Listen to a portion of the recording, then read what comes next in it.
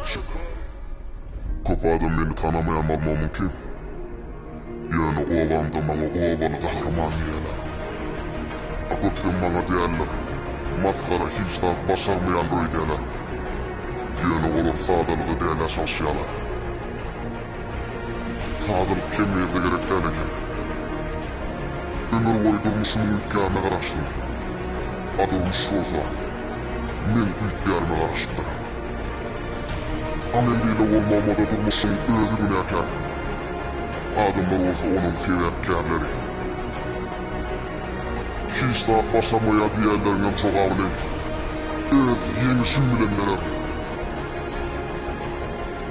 Yemişi kazanmak yoluyla özümü yenmeli. Son bir bilen görüşmeli. Severmen yenişim. Ehli yurdumun yenişi. Yıkın beni.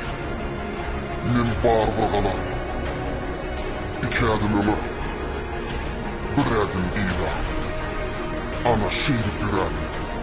Kalanam Allah'ın eline. Ameli düşman sayarlar. İstesin istemesin. Şu adı kaydalarlar.